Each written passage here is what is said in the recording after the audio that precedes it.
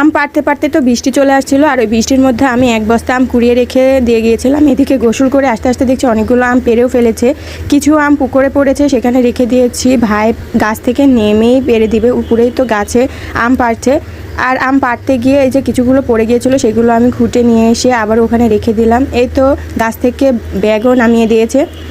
তো সেগুলো সমস্তগুলো এক জায়গায় আম নিয়ে এসে আমার বড় চাচা শাশুদের উঠানে এখানে নিয়ে এসে পালা দিয়ে রাখছি। দেখো কত আম, এখান থেকে আমি খেতে যাচ্ছিলাম, বাট আমের গায়ে প্রচুর ময়লা ছিল, ধোয়ার মতো কোনো পরিবেশ পাচ্ছিলাম না, তার জন্য আর খেতে পারলাম না। এই তো ফার্স্টে কিছু আম পাকা ছিল সেগুলো 4 ভাগ করে নেওয়া হয়েছে।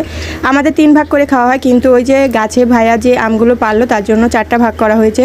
তো সবাই সমান ভাগে ভাগ করে নেওয়া হয়েছে। আর আমাদের এই আমগুলো তো আমি বস্তায় পরে নিয়েছি আর একটা ব্যাগে নিয়ে নিয়েছি। আমি না বাড়ি থেকে কোনো ডিশ আনছিলাম না, মানে কোনো পাত্রই আনছিলাম না। তো এই তো বস্তা আর ব্যাগ নিয়ে বাড়ি চলে যাচ্ছি। তো আজকের মতো আম ভাগ শেষ এই বছরের মতো। আমাদের আর এমন কোনো গাছ নেই যে ভাগ করে খাওয়ার মতো, যা আছে সব নিজস্ব।